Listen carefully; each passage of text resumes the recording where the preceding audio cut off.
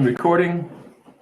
So welcome everyone. This is Art Jones, the principal consultant at the Art of Standing Out.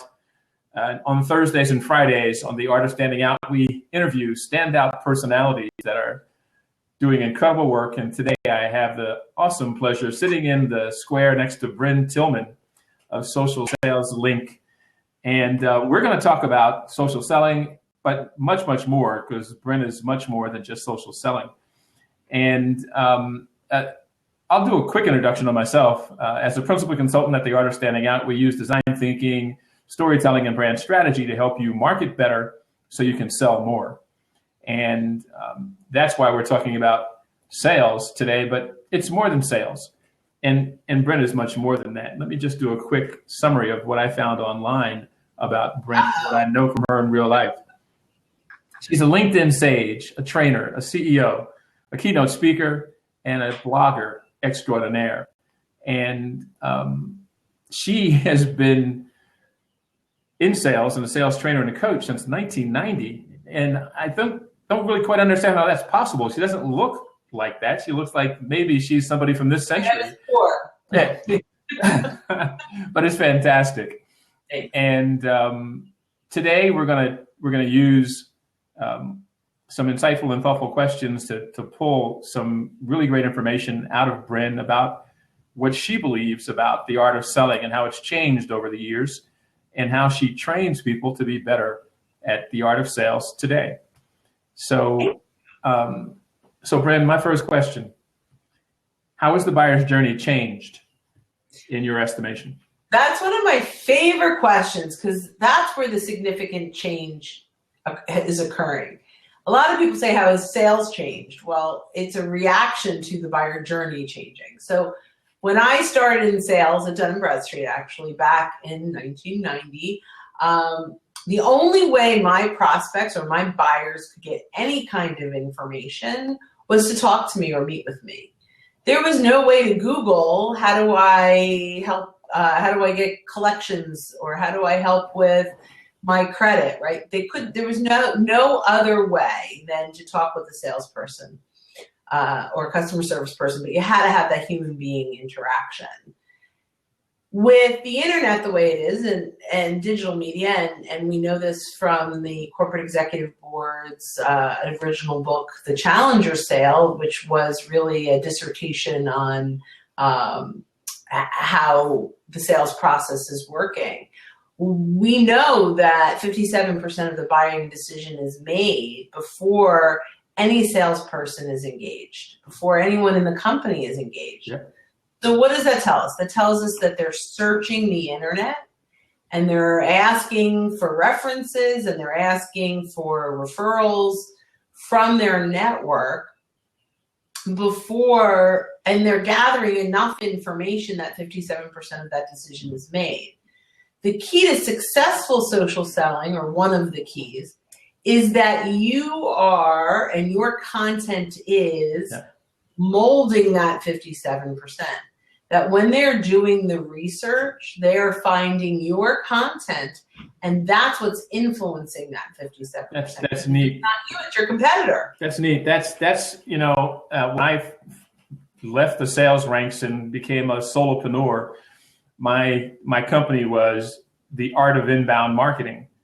And inbound marketing has turned into inbound selling, which is really what you're describing, right? Produce great content in the right context for your ideal prospect and attract them to your brand, as opposed to having to go and knock on every possible door in the world or hire the Goodyear blimp and try to interrupt everybody on the beach to see your brand. Let's expand on this notion of the buyer's journey, though. And the idea that a lot of salespeople trade in this idea of know, like, and trust is their mantra. But I understand, and I know from a recent conversation you and I had, that your mantra is attract, teach, and engage. You want to expand on that a little bit? Absolutely. So I'm not in any way saying know, like, and trust has gone away completely. But I do think the new model is attract, teach, and engage. So the first thing is we've got to attract them to us. We've got to get them there. And that can be proactive. It could be with an inbound campaign, it could be outbound campaign, it could be just brand amplification, or you could be pinpointing and asking for introductions, which ultimately will attract them to you, even if it's really laser targeted. So nothing is going to happen until they know you exist. So that's the attract piece, right? That's absolutely vital. The teach piece is the new piece. So in the know, like, and trust, it's like I do business with people I like. I do business with people I trust. Yeah. But nowadays, I do business with people that can solve my problem. Right? Right. And so that's where the teach comes in. So that's where influencing that 57% comes in. And if you can offer solutions and provide resources in that initial journey, as well as, you know, their first impression of you is that you're a giver of resources, that you are a resource, that you are someone worth having a conversation with because you will help me, not sell me, I'm much more likely to want to take your call or even proactively ask for that call. Right. That's important. Yeah, it's absolutely vital. So that's where that whole piece comes in. And engage can be many things. If you're in sales, your engage needs to be taking it offline and getting into phone calls. Hands down, that's your engagement. But everyone is different. Not everybody wants phone calls. Some people want downloads. Some people want somebody to watch a webinar. So the engage can be very different depending on your role and what your outcome you're looking to achieve. Yep, absolutely. Yeah. That's, you know, when I first heard you talk about attract, teach, and engage, and you were recently on Blab in the last couple of weeks, I thought, wow, that's really exactly what I believe, because that notion of teach is where authority lives, right? And if you don't have authority, and this is what the foundational idea of the Challenger sale is all about. If you don't have authority, why am I even inviting you into my office? Because authority is what thought leaders lead with. And so attract, teach, and engage is huge. There's something else that I know you believe that I believe that I think is important to talk about. And it's probably the thing that salespeople today think least about. And it's this notion that the best salespeople, they do the work to build their authority. So they're expert in the field that they work in. So they can serve their ideal prospects better and be a credible advisor. But a lot of salespeople forget that researching before the pre-call planning, right? Pre-call planning is not looking at the business card and the notes that you took from the last meeting. Pre-call planning, because of the resources that we have at our disposal, is huge. Because when we do deep dive research, we enter the conversation almost like a colleague, almost like we are in the office next to the executive that we're calling in, because we know their business almost as well as they do. And that's what happens when we do the work. But talk a little bit about the self-educators, the researchers, the people that explore more to accomplish more. So that's awesome. So the first thing is they've done their research, right? Yeah. We know that 57% of that, right? That decision is through research. They expect we've done that too. So if we have that old-fashioned sales mentality where you go in and say, so what's keeping you up at night? We're going to throw you out the door, right? So like, what, you don't know? You know, so listening and I call it listening, researching, it's all the same thing, right? That to me is the foundation of you really showing up as the subject matter expert. Just because you know your solution that's not enough. Yeah. So what do you have to know? You have to know their products and services. You have to know their clients and the solutions they provide their clients. You need to understand their industry and what's happening. Is it in growth mode? Is it in shrink mode? Is it, what innovation is happening in their industry? And you've really got to understand what matters to them. So if you can't understand what matters to them, you are going to be in pitch mode, not solution mode. Right. right? Because if I don't know what you care about, I am just going to tell you all the features and benefits of working with my product and service, and that's what you're going to get, right? Yeah. But if you understand where they are and you communicate that and you have conversations, even if it's in stories, I know you love stories, so stories is a great way to do this. You know, my client, ABC, is in a similar situation that you're in. This is what they've been seeing. Are you relating to that? Is that where you are too? And all of a sudden, they're like, she gets it. Yeah. She understands where I am. Yeah. You know, she not only does she get it, but she's working with people in the same situation. So by proving that you understand them and you know what matters to them, they're much more open to the solution that you might be able to provide. Absolutely. The other thing you have to keep in mind, not you, but in general, like people have to keep in mind, is the only way someone makes a switch or buys your stuff is because whatever they have now is more painful than what you're offering, right? The pain that they're in now is greater than the solution. Because no matter what, and I always use a car example. I think we might have used this as an example when we were on the blab, and now I use it all the time. A car example, because I love that. That's right. I even forgot where I got it. Now I remember, which is awesome. So if there's a brand new car on the lot that has all the bells and whistles, but you have a year-old car that's under lease and it's going to cost a lot of money to switch over, you're not switching over unless the pain of staying in that existing car is greater, right? So whatever that is, no matter how much you love the new bells and whistles, until you're in pain, you stick with your car that you're in.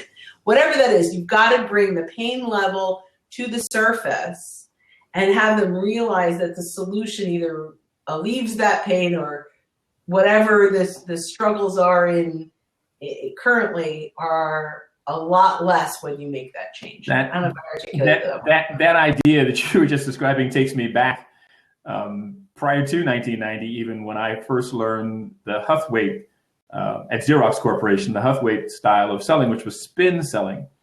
I remember spin. Right, remember Huthwaite, and spin was the whole idea that nobody ever buys anything because you found their implied need. The implied need is that I need a car. I'm on the car lot. I need a car. The explicit need is if I don't get a decent car that gets me to work on time, I'm going to lose my job. The implied need is I need a car. Everybody on a car lot needs a car. The explicit need is that I need a reliable car that's going to get me to work every day on time, through traffic, and fresh and ready to work my butt off. That's my explicit need. And the salesperson that starts selling to the implied need, well, you're here to buy a car, right? That's true. I'm on the car lot. But when you find my explicit needs, you found my pain. And that's my buying signal. That's my buying decisions are made around that. And, that's research. That's asking thoughtful and insightful questions to help the customer even discover their own explicit need sometimes. And when we do that, we increase our sales. But in order to do that, we don't just walk in and say, oh my gosh, is that your family photo on the credenza? What a lovely family, 2 boys and a girl. Right? I used to do that. That was the know, like, and trust model. It was on the walls. Oh, yeah. You play golf? I play golf. Oh my goodness. Yeah, we're buds. Let's do this. That was, I wanted to be liked so I can make the deal. But that's when I was selling $5,000 and $10,000 products. When the ante rose, then authority and credibility and clout and my ability to become a credible advisor made all the difference, right? Mm-hmm. And all the research that I did to seem like I had broken the wall down between my brand, my company, and their company, and I could be in the cubicle next to them, supporting them in this, just like I was an employee. Then I was trusted, and trust wasn't based on how well I played golf or tennis with them. Trust was based on my authority and clout and what I knew about the industry that I was in, and the technology and the knowledge I was bringing to them as an advisor. There's a question from Stan.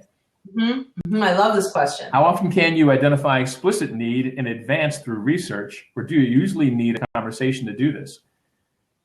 So I love this. That's a good question. Yeah. It's both, right? So explicit need, you can find out through press releases. You can find out through searching their company page. What are they sharing? What matters to them?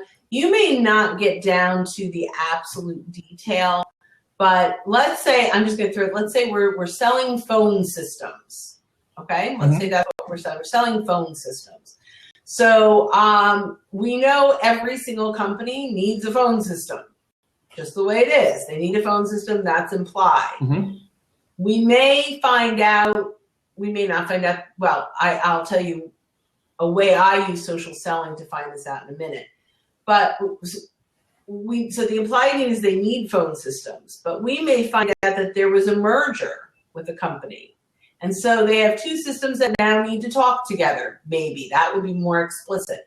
Or we find out they just hired 15 people, press release. That becomes, we're getting closer and closer to an explicit need when we find out those things, right? So here is a way, this is like where I go deep in my research. I will do a search on that company. So I go to my advanced search in LinkedIn. We're talking LinkedIn for this. I go to my advanced search. I put in that company and I put in past.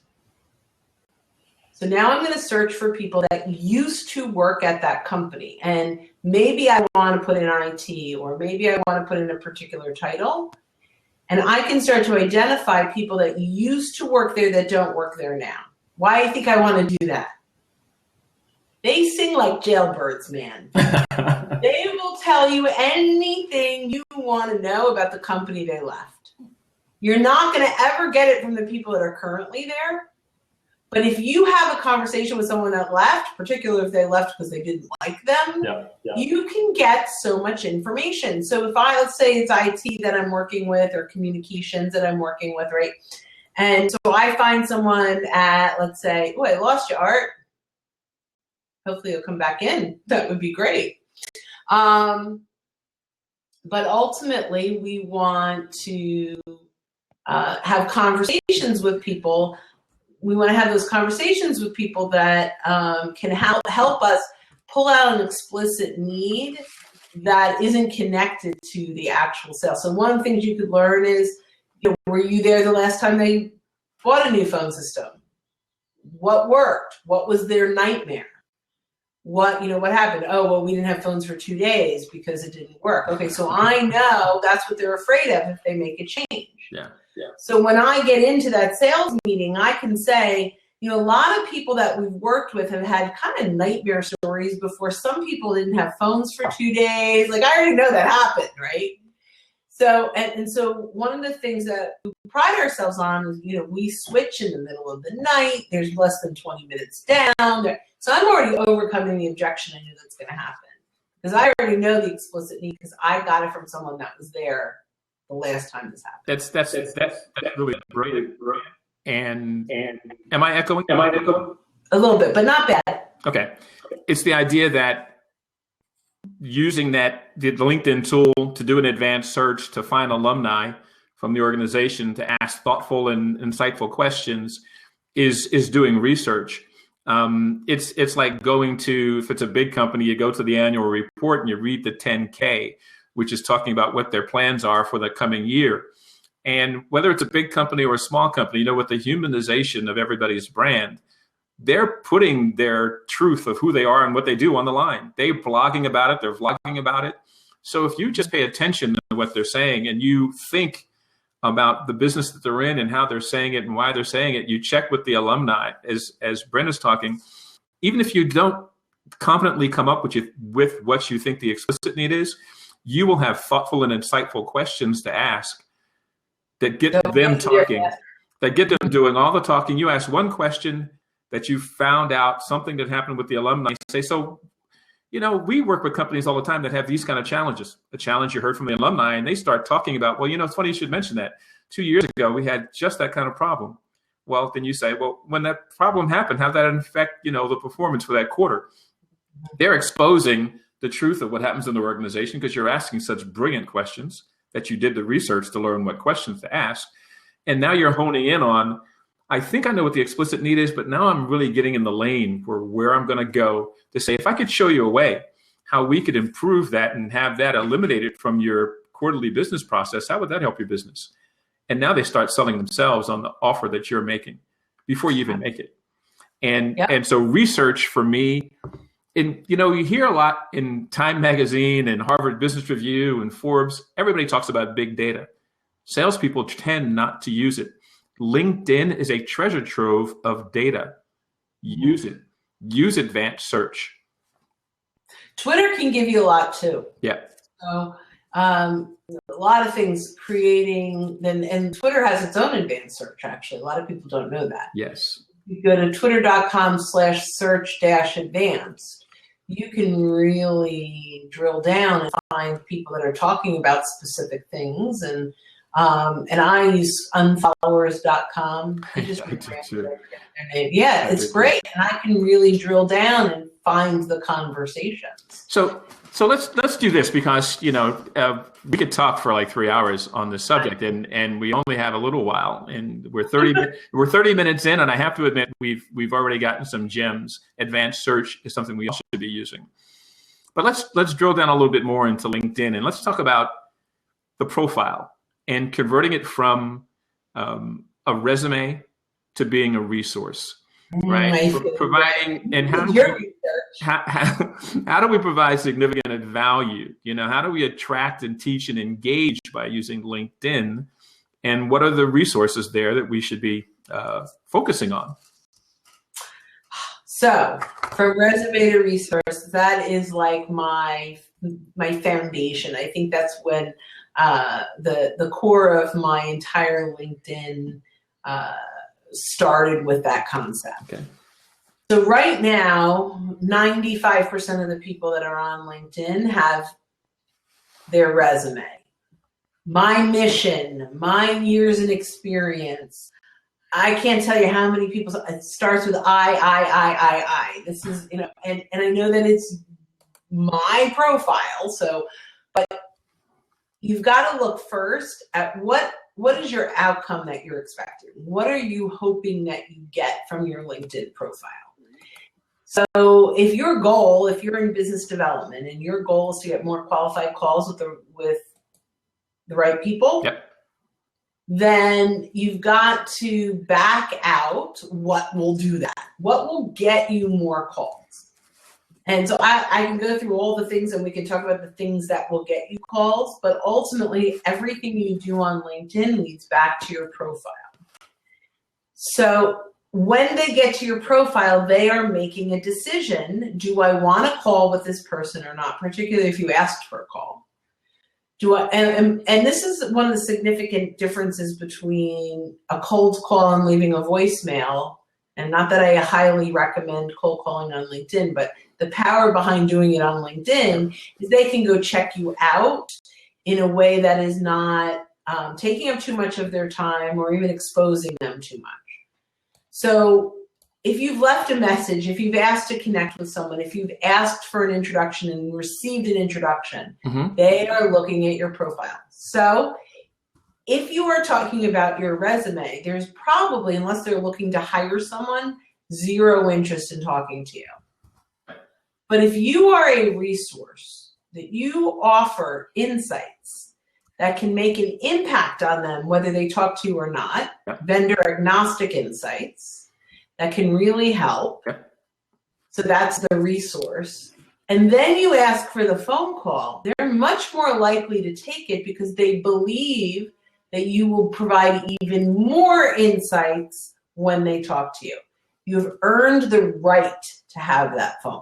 That's what doing the work. You have, sales is, I saw something on Twitter this morning that said, is sales still an art form, or is it more science?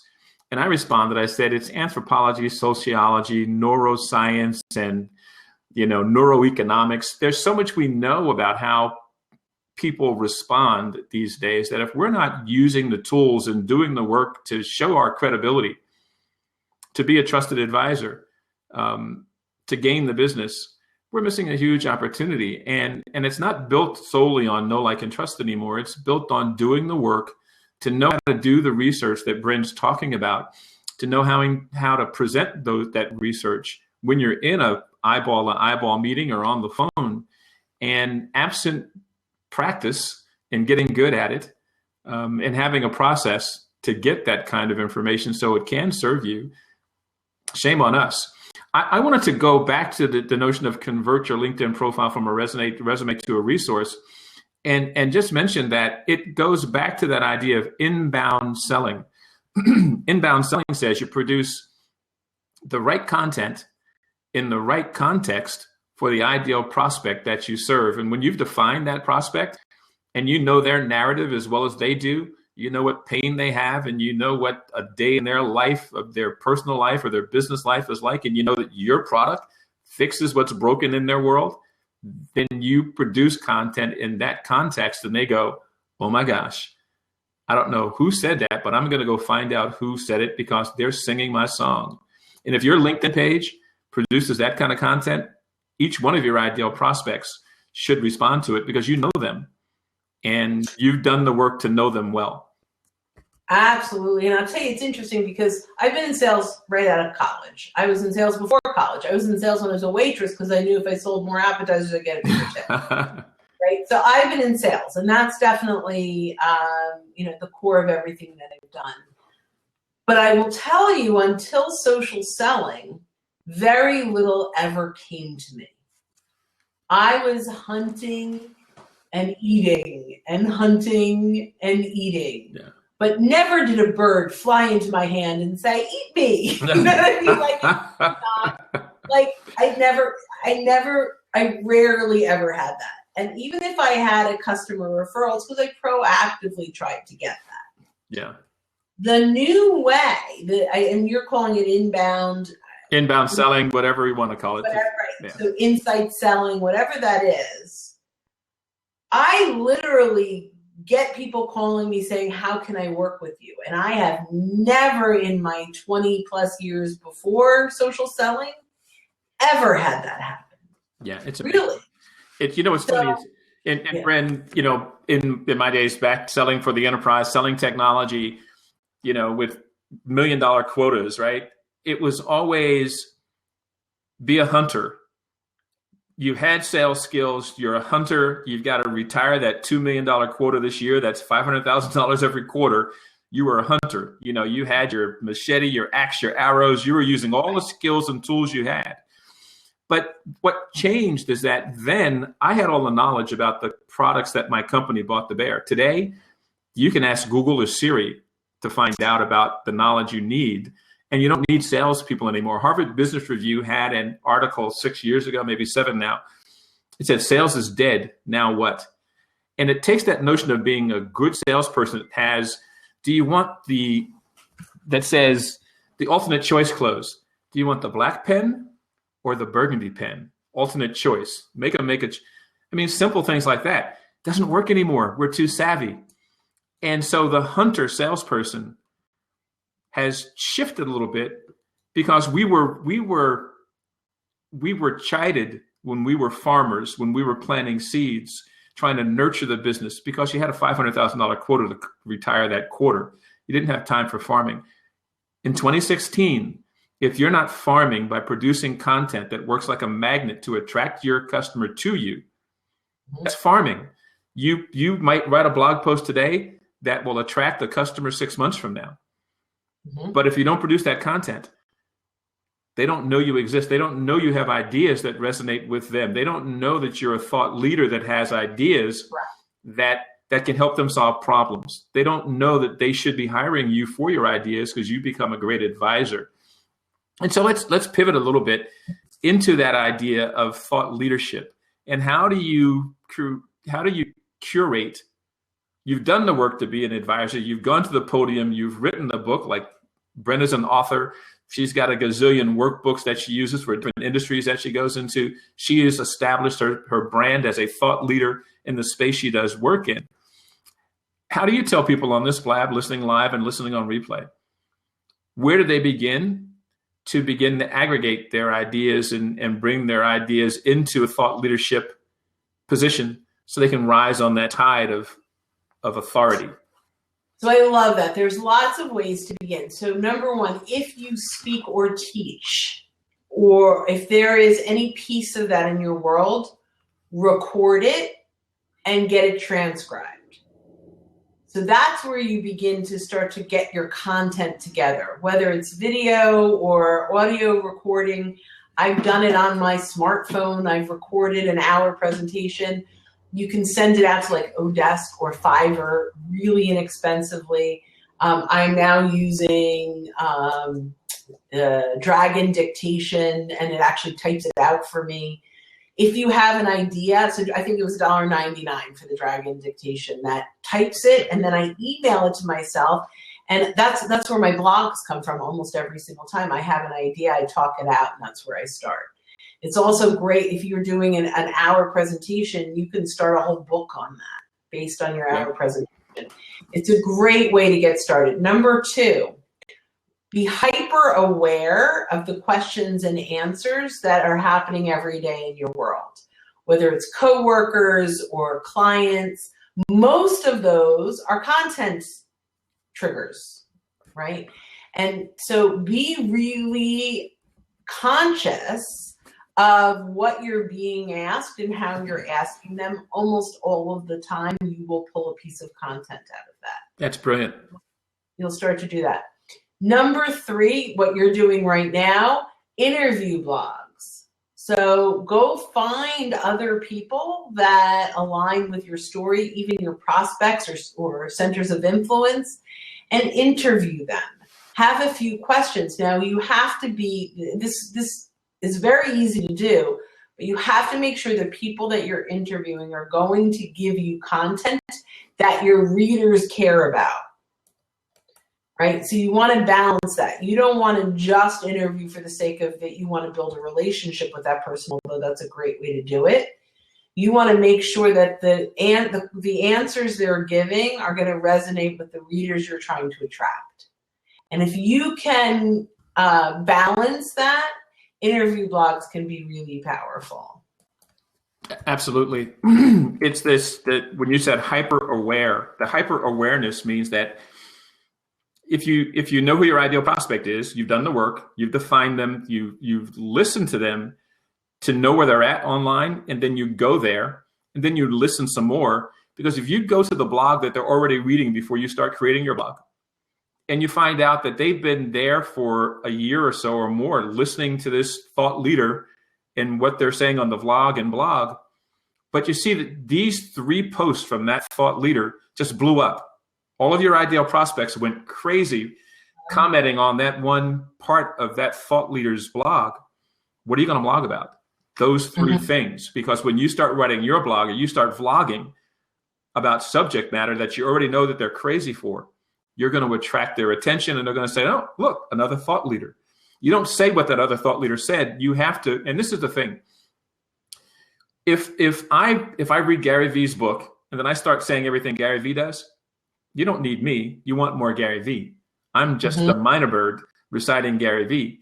The opportunity each of us has is to take Gary Vee and Brian Solis and Chris Brogan and Brynne Tillman and take all of that knowledge and put it in our head and say, okay, for the prospect that I serve over there, how does this amalgamation of knowledge that I have in all my life experience and work experience come together to serve them? And then when I speak, I'm speaking with my voice and it's my ideas. It's a mashup of all the knowledge I've got, but it's Art Jones presenting the idea. Then I rise above the tide. I rise above all the noise from my uniqueness, because in this planet of 7 billion people, when I stand up for my ideas, that's how I stand out. And that's thus the name for my business, Stand Up to Stand Out. Stand up for your ideas and you will stand out. But just having ideas is not enough. You have to know who those ideas serve. And that's sometimes the hard part.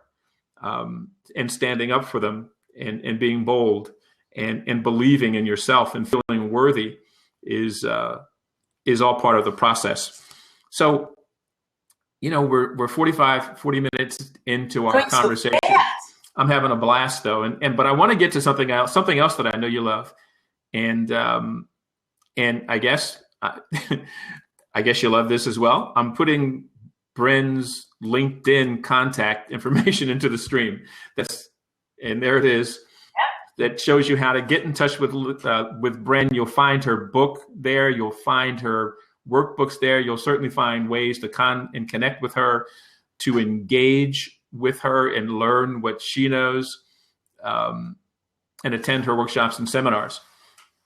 So here's the other thing is I just put in a link, schedule a call with Brynne.com. You can schedule 15 minutes with me, and it's totally about you and your LinkedIn and your social selling.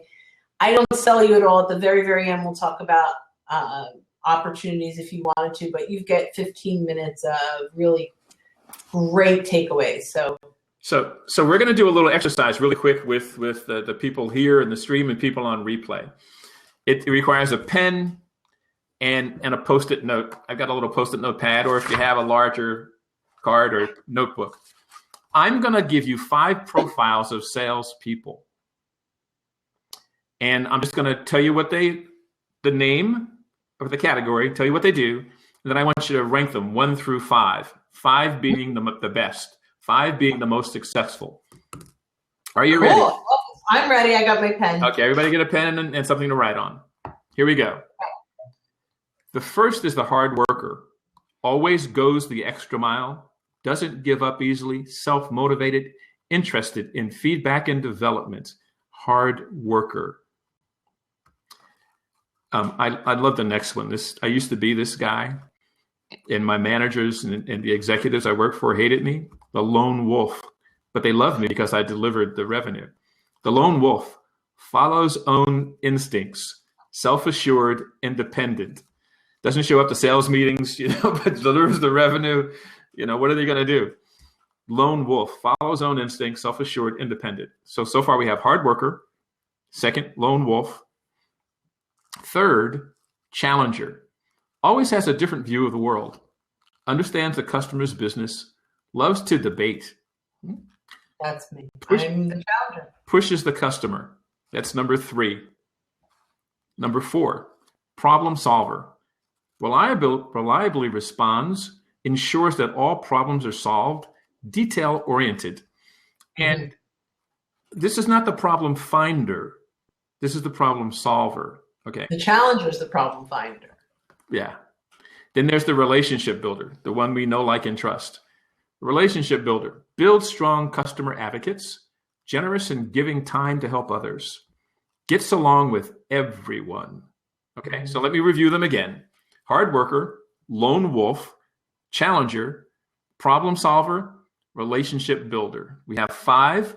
Now stack rank them. 5 being the supremo, premier, best salesperson on the planet, wants to have that be that category. And then I'll tell you the answers. And we'll just count down for a few seconds. Do, do, do, do, do, do, do. That's the theme song from Jeopardy. Do, do, okay, I put them in my category of what I think they are. Okay. And you can do like Brynne did, just put them in the stream, 3, 4, 2, 1, and 5. Okay. Is everybody done? Show of hands. Everybody, it's done. Here we go. We can't see that. Okay, so I'm going to give you the percentage of high performers that are found in this category. Category number, I'm going to go in reverse order now. Relationship builder. 7% of relationship builders are high performers. Surprise? Most people would think that 93% of relationship builders are the primo superior sales personality. The relationship builder is the least effective sales type. Next is the problem solver. 12% of high performers are problem solvers. And again, that's counterintuitive. You figure if I'm going to solve the customer's problem, shouldn't they want to give me the business? Well, 12% of high performers are problem solvers. Hard worker. 17% of high performers are hard workers. And just working your butt off outperforms building relationships and saying, hey, is that your family photo on the credenza? Look at that lovely family. It doesn't work anymore, the relationship builder. Hard worker outperforms the problem solver and the relationship builder. The lone wolf is next. 25% of high performers are lone wolf. They follow their own instinct. They're self-assured, difficult to control because they're standing up for their ideas in a way, but they're a little abrasive, not with the customer often. Generally, that abrasiveness is internal with their organization, the leadership. But that's why they're called the lone wolf. They just do what they're going to do, and they do it their way. But last and superior to all others is the challenger, where 39% of challengers who always have a different view of the world, understands the customer's business, loves to debate, pushes the customer. 39% of high performers are the challenger. And what that tells us is that when you understand the customer's business, you've done the work, you've done the research, you know how to use LinkedIn, advanced search, and other tools. When you love to debate, it means that you believe in what you believe. You know that industry so well that when the customer says, well, we've invited these three guys, we've did the research, these are the three companies that we're inviting in, and I know we're here at a networking event and you say you're in the same business, but we didn't invite you because we didn't find you. And then that person says, well, I know you've looked and done the research and you invited three finalists in, but have you thought about this? And the decision maker at the networking event says, wow, no, we haven't thought about that. That's one question we haven't thought about, and that's brilliant. Can you come in next week? And that's loving to debate and standing up for your ideas and knowing the industry that you serve, and then pushing the customer to say, if you haven't thought about this, I know you haven't invited me in and you already found your three, but you should be thinking about this. And when that executive says, wow, that's what a challenger does. So Brynne, I'm going to toss it to you to talk about the challenger sales model now and how the practice that you have builds the challenger sales persona in the people that you work with. So thank you. That's great. So I actually got the order wrong, and I live and breathe this. I just couldn't remember the order. I did know that the relationship builder was least, and I did know that the challenger was the best, but the inside ones I was not. I couldn't remember the order. Well, I screwed the order up as I did it too, so my apology. No, that's fine. So here's the thing. So we know that the challenger sales personality type is the most successful. And the reason is it's all about providing the client with the best solutions, which is different than the problem solver. Right? The problem solver is in the weeds. They're trying to solve all the little problems. The challenger is up here going, here's your end goal.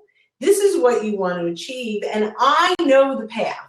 There are lots of paths to get there, but I'm going to tell you, I have the experience and the knowledge to know this is their shortest, best path to get there with the biggest ROI or whatever that looks like. When you come in with that confidence and that you understand, they will roll over and go, okay, you're the dominant dog in the room. We're giving in to you because you've proven yourself. The interesting thing, I'm going to go through a little bit about what I know. The relationship builder is the one that will take your call, will have lunch with you. Everyone likes them, but they don't have a lot of say inside the organization because they haven't proven themselves. They're just really likable. The hard worker actually shows a little bit more influence internally because they're respected in that way. And the lone wolf, while he's out on his own doing whatever he's doing, nobody, he just brings in the dollars, that's it. So, but there's no influence, there's not a lot of influence that the lone wolf has unless, he comes in and says, all right, I need this to close a deal. Now he has influence on that. But he doesn't have a lot of influence on other decision makers because he's off on his own. He hasn't built any kind of anything, right? And let me just summarize really quickly, because I think just for those listening live and on replay, there's two sides of the same coin. There's the sales persona that is the challenger and relationship builder and lone wolf and problem solver. And then the customer has the similar personas internally that you're calling on, that you need to understand them as well as you understand that you want to be the challenger because you want to be the most successful. But when you look at the team that you're engaged with, you stack rank them to see who the influencers are and you're qualifying them to help so you understand who's going to help me help them solve this problem. Mm-hmm. And yeah, and I probably, in talking about that, mixed up the two because I'm like really deep in the customer right now. So maybe I did that. But we want the mobilizer in the customer world, the person that's actually going to make stuff happen, that can get meetings to happen. And my head is totally in. Well, you have been studying the Challenger customer, which is the latest about 3 months out study that's come out of CEB, and it's brilliant because it yet again tells us that if we don't spend the time, if we just want to go in and say, look, you want pens? I've got purple and I've got black. Which you want? Which one do you want? Alternate choice close.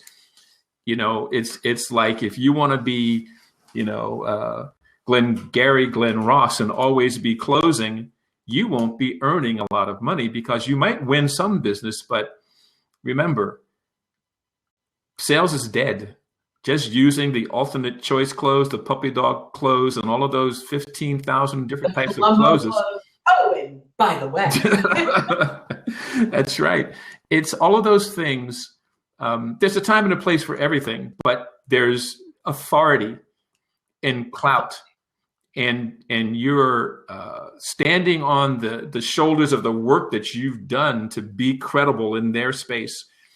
Makes all the difference. And I just pulled up, and I wish this was I had a link to this, but I'll read you what it says about the 7 types of customer stakeholders. And whether you're working with a small company, my book in the other room. whether you're working with a small company or a company with 5,000 or 50,000 employees, these do apply. There's the go-getter, there's the skeptic, there's the friend, there's the teacher, there's the guide, there's the climber, and there's the blocker. And when you identify these people, if you're working with a blocker, you're buying this person lunch every couple of weeks and they're making nice with you, but and the friend, you know, and they're not telling you who you should be calling on. If they give you an introduction, it's to somebody just like them. That's a blocker. That's not an influencer, not an economic buyer. You're just spinning your wheels. And that's because you're not asking the right questions. Can I add to that? Yes, please. Okay, so you want a mobilizer, which is someone that can get things done internally. And and the book is actually talking about how even the skeptic can be a mobilizer, and they're actually a strong advocate. But here is the thing. Sometimes it's really hard to find that right person. And so we latch on to the one that's willing to have that conversation with us as salespeople because we're so excited we've got access. But here is one way that we can help create a mobilizer in almost everyone, not the blocker necessarily, but a lot of the other personality types. Find out pretty early on who, and this is a stat that comes out in most large enterprise sales, there's an average of 5.4 decision makers on every single sale. And part of this mentality is getting a consensus yes from people from different departments.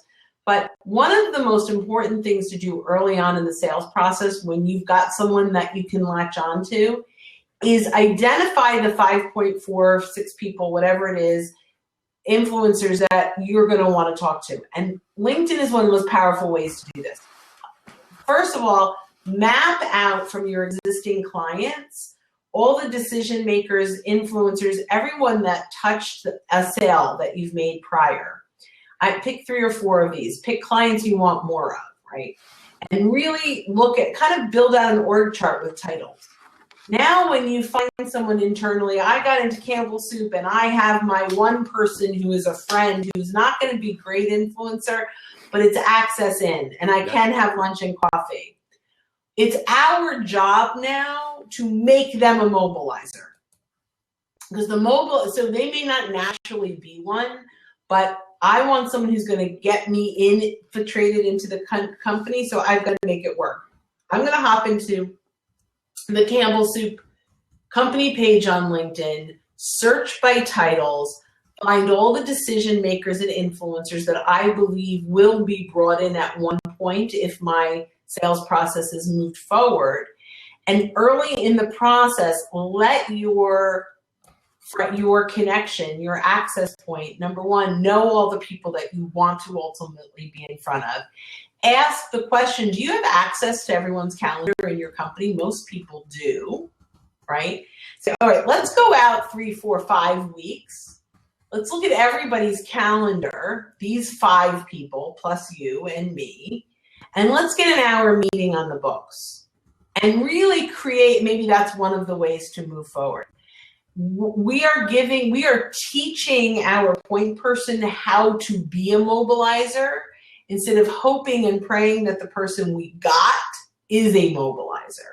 So this is like where I'm building my curriculum out of what I've learned out of the challenger customer, is that we've got to empower them to do what we need to get done. A lot of companies call this the coach inside or the champion inside. Yeah. And what I've learned from the challenger customer now, which I'm on like 6th time. I know, it's a great book.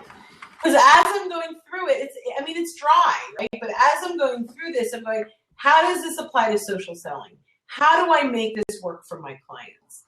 And what I found as I'm talking to my clients is once you've attached to someone, you want to make the most of that relationship. And a lot of them, like I have clients that have, 15 assigned accounts to them.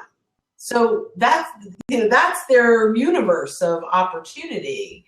And so they've got to make the most of this one client calls them the coach. A lot of them call them their champions. And so they've got to make the most of the opportunity. So it's our job as salespeople to equip them with everything they need to do to make you successful. Yeah, it's amazing. It takes me back to, we talked about Huthwaite and the spin selling model, and what you just described takes me back to the blue sheet from Miller Hyman. Miller Hyman, right? Because and I'll put a link in the stream for the blue sheet, but I think what Brynne just told us, if you're a solopreneur and you're selling to one person, B2B, one person to one person, and you think that this is you're not ready for this, you are, because this what Brynne is talking about falls into the category, go big or go home, right? Because if you don't think that you founded a business that one day you expect to have 15 employees and you're calling on Campbell Soup or some other big entity, then you're not thinking big enough. Mm-hmm. Because if you think that you can just put your arm around people and say, "Come, can I take you to Starbucks? Let's have a coffee." Know, like, and trust is going to be the way you toil forever. That's fine. You'll make money. But if you want to go big, you need to think big, and you need to use the practices that we've talked about today. You need to be the challenger and not the relationship builder. And the challenger, it sounds aggressive. It's aggressively taking the time to do the work to understand what you need to know in your research, what you need to do to become a thought leader so you can represent yourself so you can be the authority, the credible authority that is an advisor that can insert yourself into a conversation and challenge the economic buyer to think differently and say, have you thought of this? And because you're so committed to doing the work, you know the business as well as they do, perhaps better for that slice of the business.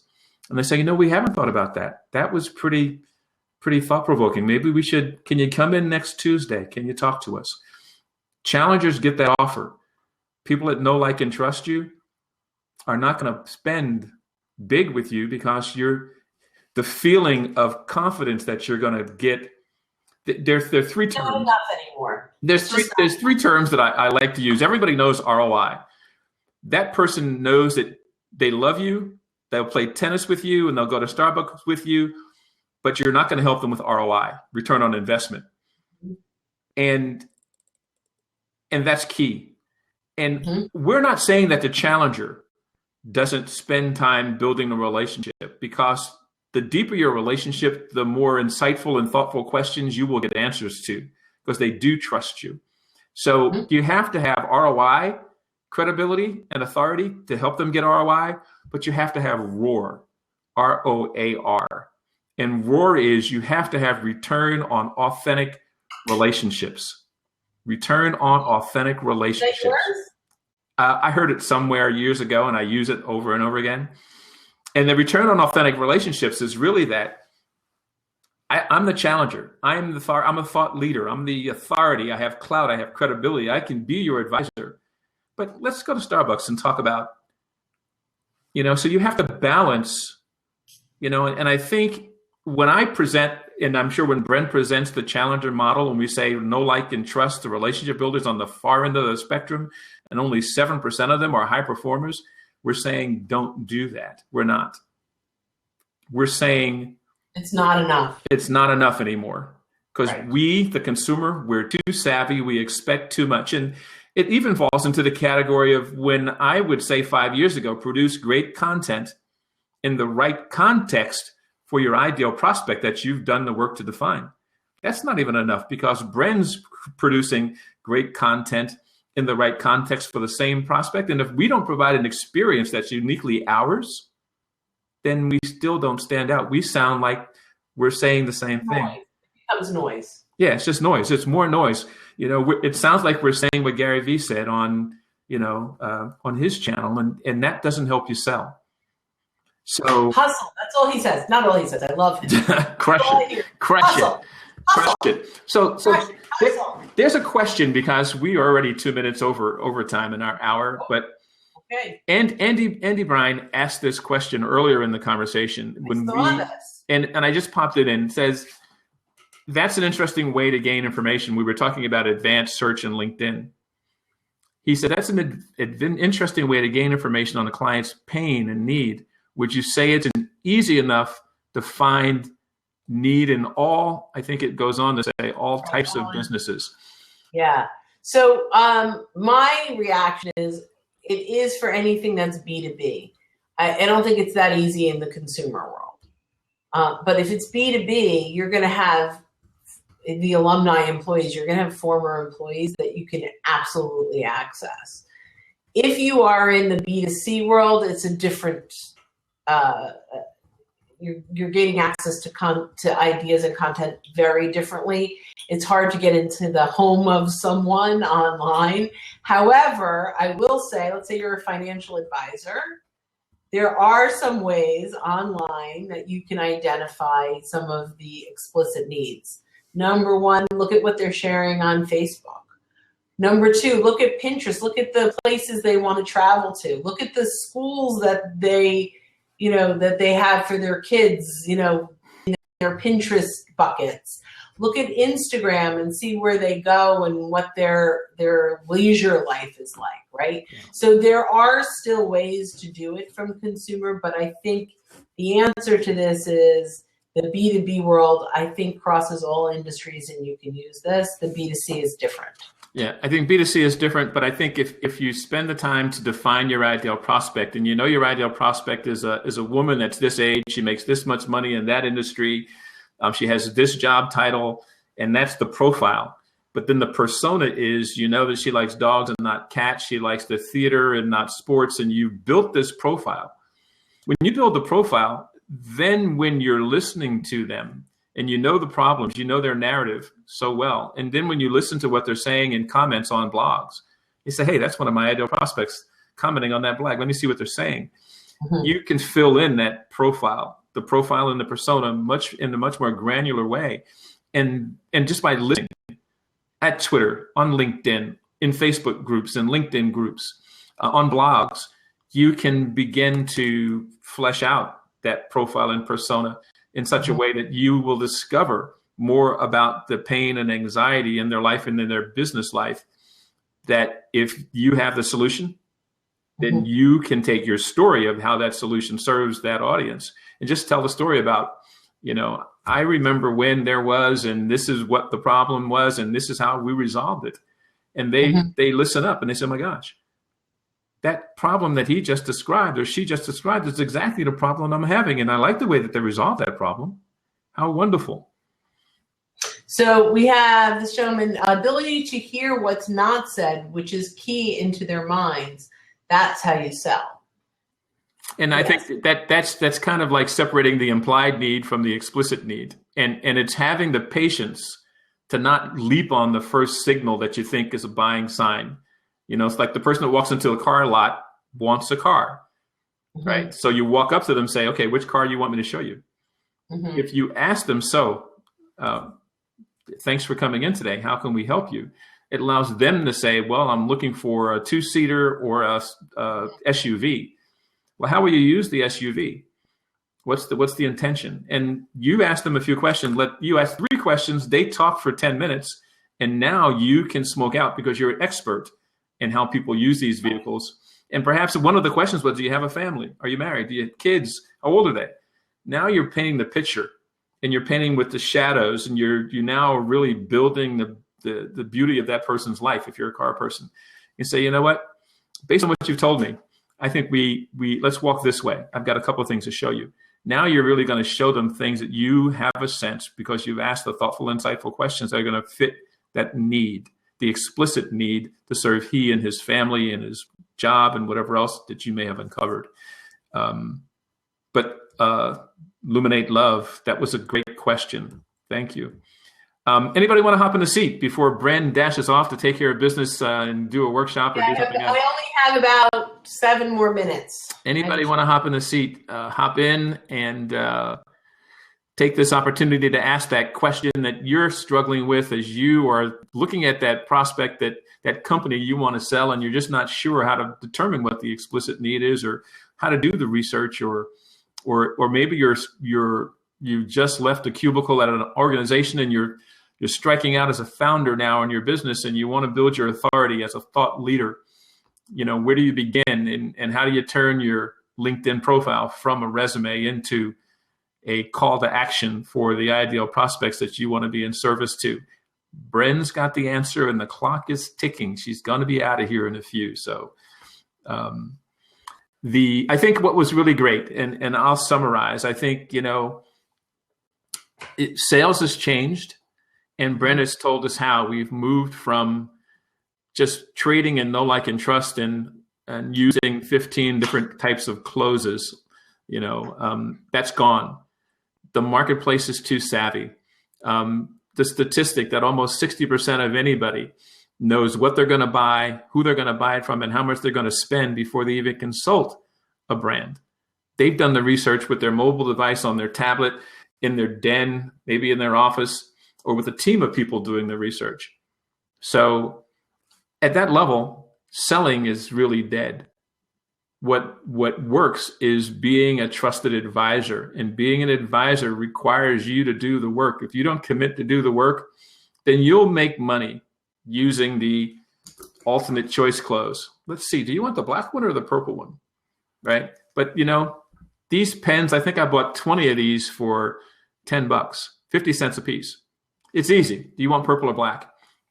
But if you're asking me to part with $2,000 for a 5-session workshop, there's plenty of workshops out there, and there's plenty of thought leaders that are advisors that have done the work to earn their credibility, to have social proof. They've stepped to the podium. They've written the book. They have white papers I can download from their site for free. If you haven't done the work, then you're asking me to separate and pull my wallet out and give you my credit card for $400 a month. It's the difference from asking for the business and earning the business. Well said. Very well said. Very well said. Thank you so much. This was so much fun. I'm so glad we did this. I am too. I like sitting in the seat next to you. I like talking about this idea of challenger sales and social selling, and drilling down into the awesome power of LinkedIn. I've been on LinkedIn a lot of years, and the idea that it's morphed and changed, and there's a lot of people are saying LinkedIn's becoming like Facebook. People forget about it. There's still a database. There's data there that can help you do the research that you need to do to know who is there, and if they're your ideal prospect or not, and how to determine if they're your ideal prospect, what you should be offering them. Thank you, Andy Bryan, and everybody sitting in live, and everybody listening on replay. And thank you, Brynne Tillman, Social Sales Link, so very much. Oh, we have one person calling in. Should we answer real quick? Oh, he went away. No, they went away. Okay. We're not. All right. Well, listen, this has been fantastic. I'd love to do it again. I mean, this is an ever-ending story. So when you want to come back on The Art of Standing Out, open invitation to you, Brynne Tillman. Love it. Thanks, Art. This was great. See you guys. Thanks, everybody.